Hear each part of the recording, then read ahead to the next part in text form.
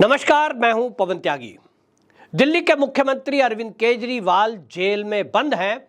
शराब घोटाले में वो आरोपी हैं और जो अब ईडी के सूत्र कह रहे हैं उनके अनुसार अरविंद केजरीवाल को अब लंबे समय के लिए ये जेल में रखा जाएगा। उनका छूटना अब असंभव दिखाई दे रहा है। जिस तरह से ईडी की ही गिरफ्त में सबसे पहले सत्येंद्र जैन, उसके बाद मनीष सिसोदिया आए, तो ये बता रहा है कि लगभग 1 साल होने को आया, अभी उन्हें कोई राहत नहीं मिली, क्योंकि ईडी कोर्ट में ये बता चुकी है कि जो मनी ट्रेल मिला है, जो आम आदमी पार्टी के नेता ये सवाल पूछते हैं कि पैसा तो मिला ही नहीं, उसमें सुप्रीम कोर्ट तक को भी ईडी ने ये समझा दिया कि 338 करोड़ रुपए लगभग ये मनी ट्रेल मिला है, जो आम आदमी पार्टी ने चुनाव में खर्च कर दिया। क्योंकि पैसा चुनाव में खर्च हो गया, बड़ी चालाकी के साथ रिश्वत ली गई और रिश्वत का पैसा हवाला के जरिए गोवा समेत बाकी जगह पहुंचाया गया। और इसीलिए सबूत हैं, गवाह हैं, पूरे इलेक्ट्रॉनिक एविडेंस हैं, तो केजरीवाल का छूटना अब नामुमकिन दिखाई दे रहा है। इसके साथ ही अगली बात यह चल पड़ी कि जब केजरीवाल जेल में रहेंगे तो क्या जेल से सरकार चल सकती है। इस पर दिल्ली के एलजी ने बाकायदा एक टीवी शो में, कार्यक्रम में सार्वजनिक रूप से बता दिया कि जेल से सरकार नहीं चलेगी। संवैधानिक संकट है और उसका एक कारण भी है कि जेल में मीटिंग नहीं हो सकती। एलजी को कोई डिस्कशन करना है, वो कोई भी मुद्दे तय करने हैं तो एलजी के कार्यालय में तय होते हैं। सभी मंत्रालयों की मीटिंग मंत्रीगण के साथ होती है, तो उसमें ऐसा नहीं हो सकता कि मंत्रिमंडल पूरा का पूरा जेल में जाए। जेल मैनुअल के हिसाब से इस तरह की कोई सुविधा आज तक कानून में किसी को नहीं मिली है। ऐसा संवैधानिक संकट भी पहली बार आया है कि जब एक केस में कोई आरोपी हो और वो गिरफ्तार कर लिया जाए, पूछताछ के लिए ही सही, वो इस्तीफा नहीं दे और इस्तीफा ना देने के लिए अड़ भी जाए। अब ऐसे में मामला कोर्ट में पहुंचा और एक जो हिंदू सेना के एक वकील हैं, उसको बता दूं, उन्होंने जो है, जिनका नाम है सुशील गुप्ता, वो जो है कोर्ट पहुंच गए और उन्होंने हाई कोर्ट में ये कह दिया कि जिस तरह से दिल्ली है उसको पंगु नहीं बनाया जा सकता। इस समय जो सीएम है वो जेल में है और वो कह रहे हैं मैं इस्तीफा नहीं दूंगा। तो इस संवैधानिक संकट से उबरने के लिए दिल्ली के अंदर राष्ट्रपति शासन लगाया जाना चाहिए, इस्तीफे के लिए कहा जाना चाहिए। हाई कोर्ट ने इस पर जो आदेश दिया और वो एप्लीकेशन रिजेक्ट कर दी, आदेश ना कहें सलाह दी।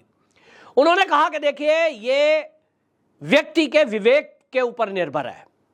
हालांकि यह भी एक बहस का विषय है कि एक पॉलिटिकल आदमी जो पद पर है, संवैधानिक पद पर है, अगर उसको जेल होती है तो उसको दिल्ली का हाई कोर्ट कह रहा है कि वो इस्तीफा दे या ना दे, वो उसके विवेक पर निर्भर है।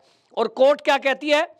कोर्ट कहती है कि देखिए, वो जो है, हम राष्ट्रपति शासन नहीं लगा सकते, संवैधानिक पदों पर बैठे हुए लोगों से संपर्क करना चाहिए इसके बारे में, और दिल्ली के एलजी इसके लिए पूरी तरह सक्षम है। ये बात अलग है कि दिल्ली के एलजी सक्षम है, ये कहा है, लेकिन कोर्ट का ये कहना कि गिरफ्तारी के बाद कोई व्यक्ति पद पर नहीं रह सकता, ऐसी कोई बाध्यता नहीं है।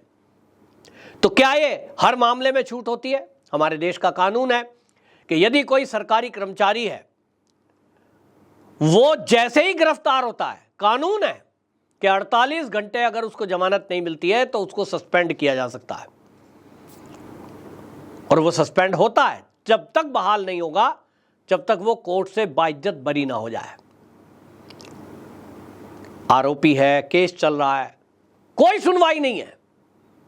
मैं ऐसे लोगों को जानता हूं जो कहीं सरकारी नौकरी में थे कभी, और किसी केस में वो फंसे, केस चल रहा है, सुप्रीम कोर्ट में चल रहा है, लेकिन वो सस्पेंड है, बर्बाद हो गए, कोई राहत नहीं है।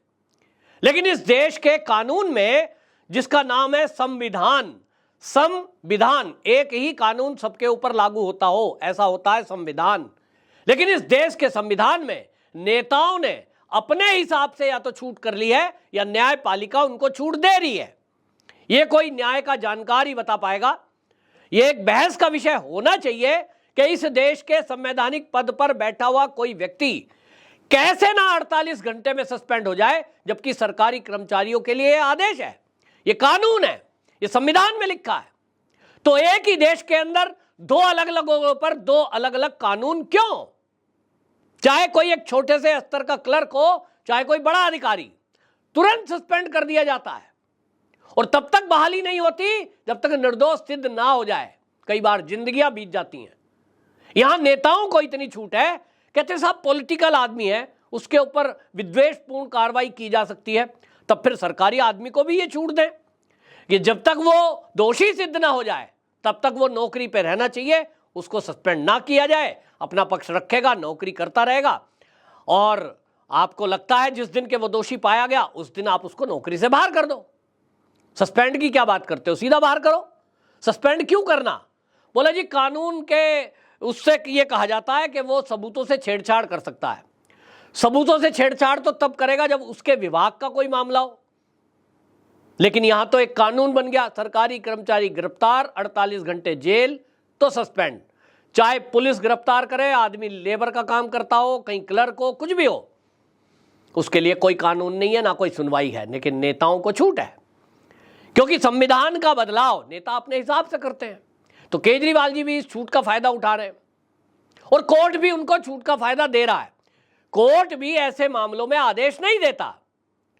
इस मामले में अगर उल्टा हो जाए कि दिल्ली के एलजी अपने मन से केजरीवाल के लिए जिस दिन न्यायिक हिरासत का आदेश कोर्ट से हुआ था उसी दिन 48 घंटे का टाइम पीरियड का नोटिस देते कि 48 घंटे में या तो नया सीएम बना दो, वरना मैं आपको सस्पेंड कर रहा हूं, राष्ट्रपति शासन लगा रहा हूं, तो आप देखते। और अगर ऐसा करेंगे तो आप देखना कि यहीं कोई ना कोई आम आदमी पार्टी की तरफ से वकील खड़े हो जाएंगे, और उनके वकील तो तय हैं, नाम लेने की जरूरत नहीं है, जो शराब घोटाले में बचाव में लगे हुए हैं, उनका काम है ये।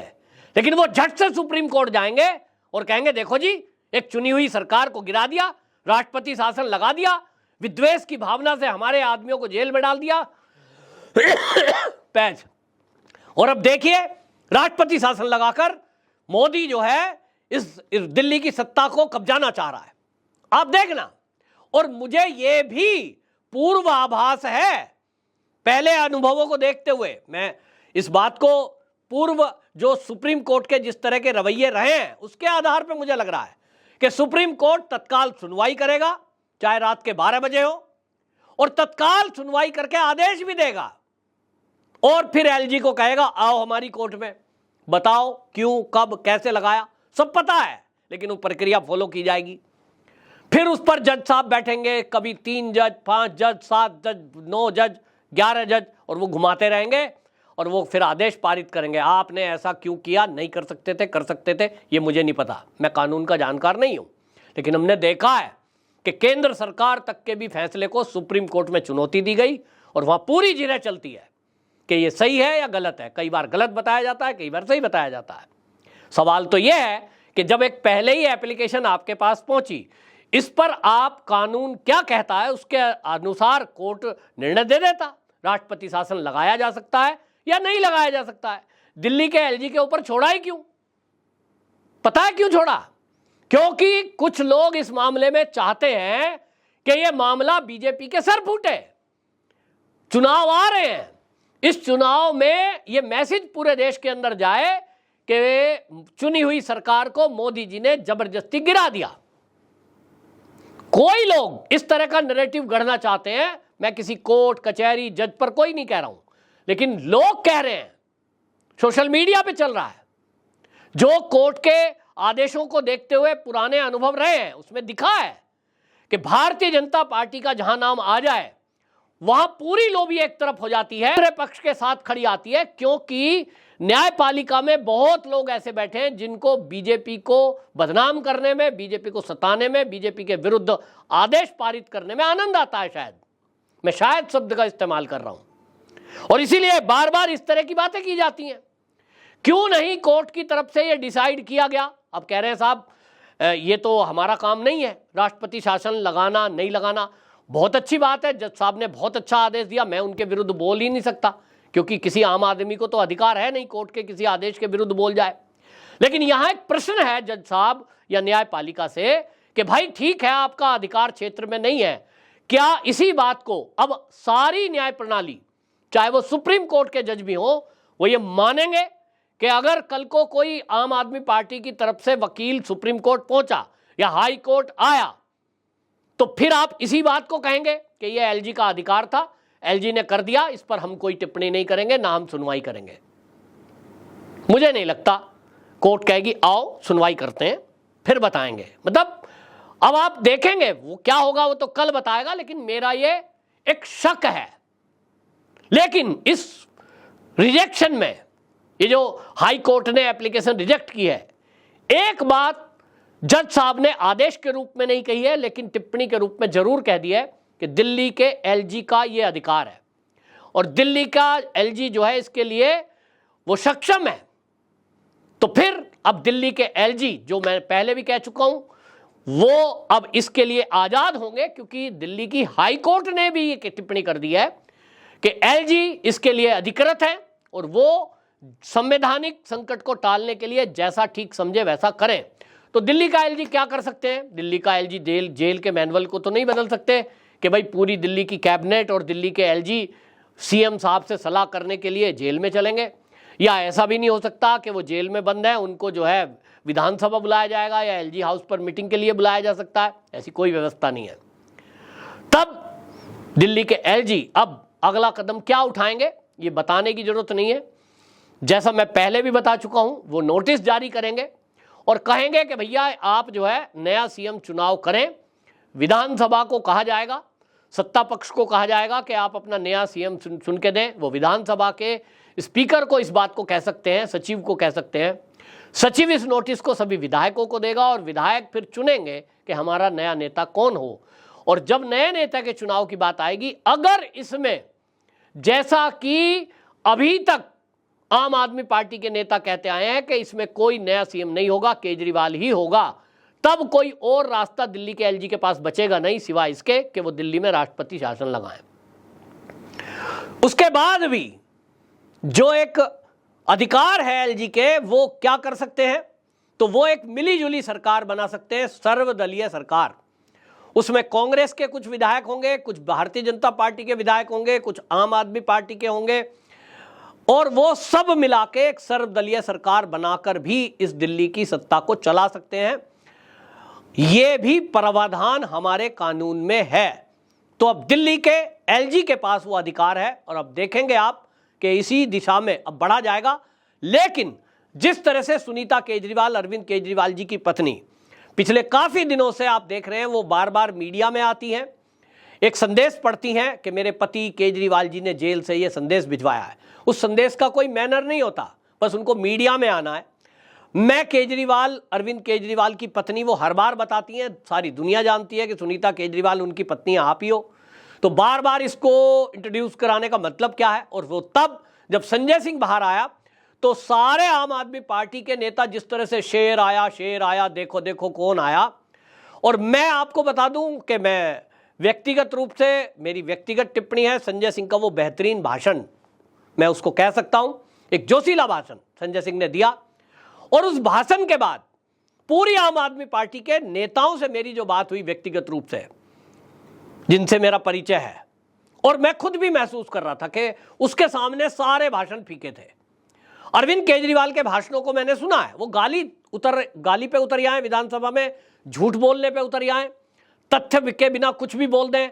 वो तो वो करते हैं कि ये दिल्ली के मालिक हम हैं, ये कहां से आ गया, वो कहां से आ गया, अडानी का पैसा लगा है, कुछ भी उल्टा पुल्टा। लेकिन तथ्यात्मक और तरीके से बात को रखना, वो संजय सिंह का बेहतरीन भाषण, केजरीवाल और पूरी आम आदमी पार्टी में सबसे बढ़िया भाषण मुझे लगा।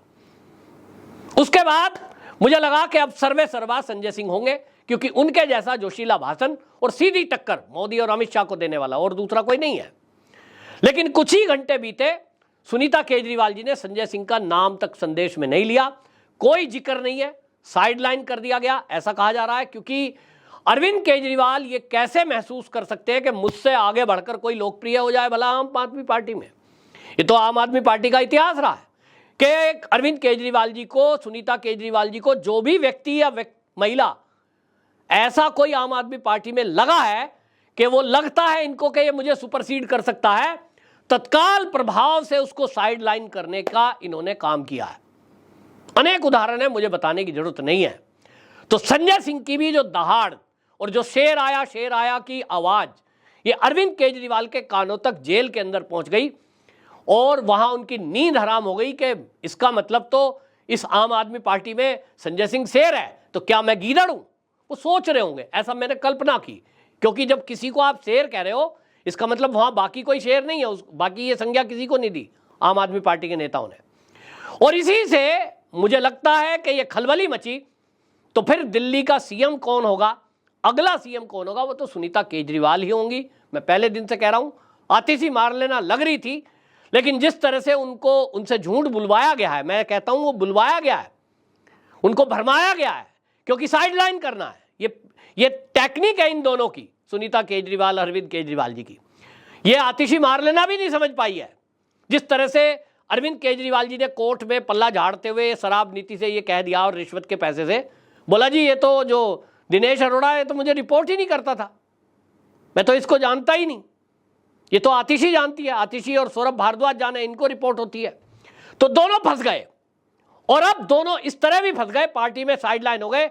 आज की डेट में पूरी दिल्ली और मीडिया आतिशी पे हंस रहा है, क्योंकि आतिशी और गोपाल राय और पता नहीं कौन कौन ये कह रहे हैं अजी वजन घट गया 4.5 किलो। इधर रिपोर्ट आ रही है जेल से कि नहीं बिल्कुल ओके है, कोई वजन नहीं घटा। इसका मतलब क्या हुआ, बाकी आतिशी मार लेना और जो प्रेस कॉन्फ्रेंस करके वजन घटने की बात कर रहे थे, ये झूठे फ्रॉड है, फ्रॉड सिद्ध करा दिया। ये कितनी चालाकी से कराया, ये मैं दावे से कह सकता हूं कि ये कराया गया है। आतिशी मार लेना को और दिलीप को और गोपाल राय को ये पढ़वाया गया है जानबूझ के, कि आप ऐसा प्रेस कॉन्फ्रेंस करके बोलो। एक ही दिन में तीनों ने बोला, यूं ही नहीं है, ताकि उनको नीचे दिखाया जा सके, क्योंकि सुनीता केजरीवाल को आगे बढ़ाना है। तो सीएम तो बनेगी सुनीता केजरीवाल ही। अब संजय सिंह के लिए कार्यकर्ता कह रहे हैं कि अगर कोई केजरीवाल के अलावा चला सकता है इस समय और जरूरत है आम आदमी पार्टी को, वो है संजय सिंह। तो अब देखना होगा कि आम आदमी पार्टी के जो विधायक हैं वो अरविंद केजरीवाल के चंगुल में, जैसा कि मैंने पहली वीडियो में कहा था, वो फंसे हुए हैं, वहां से निकल पाते हैं कि नहीं, निकलकर संजय सिंह के पक्ष में खड़े हो पाते हैं कि नहीं। क्या संजय सिंह भी उसी ट्रैप में फंसे हुए हैं जिसमें बाकी विधायक फंसे हुए हैं। ये भविष्य के गर्त में है और ये तो कोई आम आदमी पार्टी का नेता इनमें से वही बता पाएगा कि एफबीयू यूनिट ने इनकी कौन कौन सी वीडियो बनाई है, कौन कौन नेता उसमें फंसे हुए हैं, कौन कौन ब्लैक लिस्ट में है या ब्लैकमेल हो रहे हैं। लेकिन इतना जरूर है कि सुनीता केजरीवाल ही अगली सीएम होंगी, ये अंदेशा अब दिखाई दे रहा है उनके सब हाव भाव से और उनकी डेली वीडियो आती हुई से। तो राष्ट्रपति शासन लगने के पहले ये तैयारी कर ली गई है। राष्ट्रपति शासन दिल्ली में अरविंद केजरीवाल जी नहीं लगने देंगे, क्योंकि जो शीश महल बड़ी मेहनत से बनाया है, अब तो अंदर के दृश्य भी आने लगे हैं, कितना बड़ा उसमें आलीशान बंगला है कि मोदी का भी बंगला छोटा है। तो उसको यूं ही आसानी से सुनीता केजरीवाल नहीं छोड़ेंगी, ये दिखाई दे रहा है। और इसीलिए जैसे ही एलजी का नोटिस आएगा, इस पर तत्काल आप देखना एक बार फिर से यू टर्न लिए जाएंगे और सुनीता केजरीवाल के पक्ष में माहौल बनता हुआ आपको दिखाई देगा।